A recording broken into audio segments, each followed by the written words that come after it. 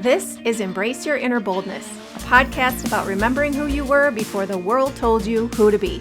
I'm Melissa Henning Frank, coach, guide, and founder of Becoming Bold. I help you strip away the conditioning, reclaim your voice, and rise into the power that's always been yours. Let's get right to it. Hey, thanks for tuning in. Today we're going to talk about what becoming bold really means, because I think sometimes we have a tendency to feel like there's a negative connotation to any word that makes it seem like we're trying to be bigger than people want us to be. And that's really what becoming bold is all about. So becoming bold doesn't mean being the loudest voice in the room. It's not about shouting or being flashy or turning yourself into someone you're not. Boldness is about finding the courage to live in alignment with who you truly are. It's about your style of bold, not anyone else's. Each of us have our own gifts, our own dreams, our own aspirations, our own desires of how we want our lives to be. And comparing to someone else's bold doesn't make sense unless your aspirations are similar to theirs and you want to learn from them. Comparison, as they say, is the thief of joy. And boldness, as I say, is your birthright and it's your personal path. So you've got to have the audacity to become your boldest self, whatever that looks like for you. Bold, by definition, means showing an ability to take risks, confident and courageous. This episode is for you if there's room in your life at all to become a little bit or even a lot bolder than you are today. It's not for you if you have a tendency to abuse your boldness and run over everyone else's boundaries. You know, the kind of boldness that has zero regard for anyone else's needs but their own. So if that's you, go look for my podcast on becoming more self-aware because you don't need this one. I know what it's like to keep yourself quiet, to shrink down so that nobody gets upset at you, to make yourself smaller so that you're easier for other people to handle. And sometimes we learn to do this because life has taught us that it's safer to do that. But you know what though? Staying small forever isn't living. It's survival mode, it's out of alignment, and it's a block between you and who you were before the world told you who to be. And at some point, survival mode has to give way to truly living. So becoming bold is about noticing the places where you've been holding back.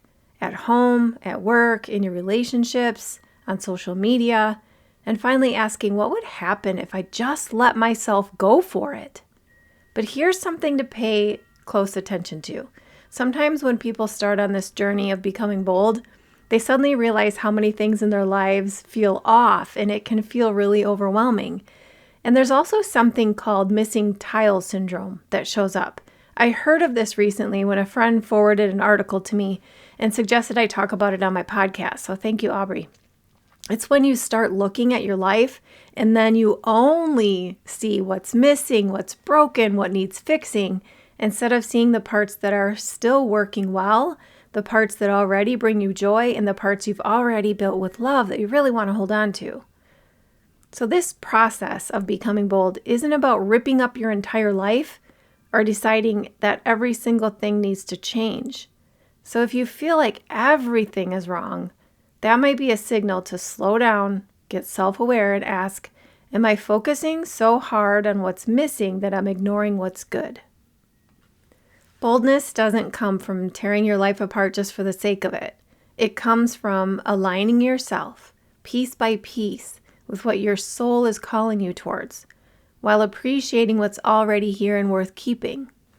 Now, if you're going through your day-to-day life and you're a little bit confused about this whole encouragement to be bold thing, but you're curious about it anyway, let's talk about some signs that you're maybe even avoiding your own boldness, meaning you're not fully walking in alignment with your boldest self. Do you feel restless, like something's missing, even though life looks and feels fine on the outside? Do you silence your opinions when you don't want to rock the boat? Do you feel resentment at work, in relationships, or even at yourself for not speaking up? Do you numb out with scrolling, food, or busyness instead of addressing what's really going on? If you said yes to any of those, don't worry. It's not about blowing up your whole life. It's about noticing the one or two places that most need your boldness right now. And here's how you can get more clarity on what might need adjusting. Ask yourself, would I be okay if nothing changed in the next year? Do I feel peace or do I feel dread when I picture that? Notice your energy. What drains you? What lights you up? Your body will not lie to you. Do you feel safe, seen, and supported in all areas of your life? And listen for the whispers. What dream or what thought keeps circling back? That is your soul nudging you forward. Here's the piece that so many of us forget. You are allowed to change. You're allowed to speak up when something is offensive or disrespectful. You're allowed to look at your job and say, does this still work for me? You're allowed to set boundaries with family or anyone else based on your emotional capacity. And if you've tried to make things better and they're still not working, you're allowed to leave. That doesn't mean that everything in your life is broken. It means you're becoming bold enough to stop settling for what drains you and start choosing what lights you up. Sometimes we hold back from becoming bold because we're worried about the people around us. Other people's insecurities and judgments can sometimes weigh heavy on us, especially if you don't have someone encouraging you to go for it, to aim higher, to follow your intuition, to listen to your gut telling you that there's more for you. So let me give you a visual to hold on to. Did you know that crows will sometimes attack eagles in flight? They'll peck at them, they land on their backs, and they try to distract them. And here's the craziest thing. The eagle never turns around to fight the crow. It doesn't waste its energy battling something smaller than it. So instead, the eagle just keeps flying higher and higher and higher. And eventually the crow can't breathe up there. The altitude is too high. So then the crow falls away, not because the eagle fought it off, but because the eagle knew where it belonged. And that's what becoming bold looks like. You don't have to fight every criticism, every judgment, every person who tries to keep you small. You don't have to explain yourself to people who will never get it. If your gut is telling you that there's more for you, then your job is to rise, to keep going higher, where the air is cleaner, where the distractions can't follow. And yes, you'll feel the pecks, the doubts, the opinions, the noise. But if you stay focused on rising, those things lose their power. If you're wondering right now if you might be the eagle, then yes, you are. Are you going to continue letting them pick and peck at you, or are you going to have the courage to ascend? Let's talk about courage for a bit. Boldness and courage are inseparable. You can't become bold without confronting the things that you don't talk about. The things in the back of your mind that you've been pushing down, the stuff that nags at you in the quiet moments, and maybe that's why you try to stay busy because you don't want to hear it. Those things aren't there to torture you, they're calling you. They're your soul saying, hey, there's more for you than this. It's of course not easy. It takes courage to look at the patterns, the pain, the conditioning, the rules that have been weighing you down.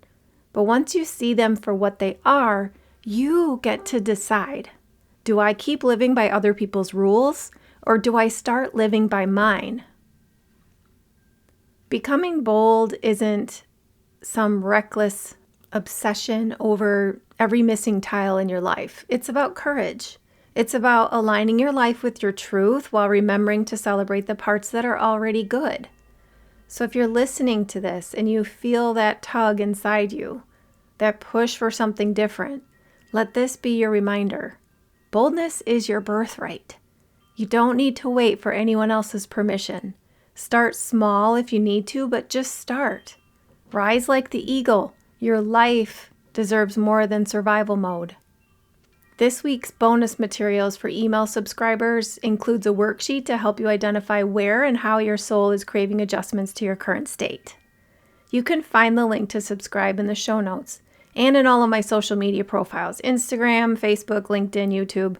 You'll get access to all former bonus materials too. There's a whole freaking library of goodies waiting for you in the exclusive webpage for email subscribers, and they're free. Dear friend, if you made it to the end of this episode, please understand that your boldness is calling you. Do you feel it in your gut? I know you do. Take a breath. Take a tiny step. You don't have to tackle the whole staircase right now. I'm here to help you when you're ready to start stepping. Until next time, please be kind to your mind. That's it for today's episode of Embrace Your Inner Boldness. If this stirred something in you, don't let it fade. Screenshot this episode, tag me at Becoming Bold LLC, and share it with someone else who's ready to rise. And hey, if you haven't already, take a second to subscribe, rate, and review the show. That's how we spread the boldness and keep this movement growing. Whatever came up for you today, feel the fear and do it anyway. You don't need to wait for perfect timing or permission. You are powerful. You are ready. And remember, the only limit to your boldness is the one you set for yourself. Until next time, stay bold, stay curious, and keep becoming you.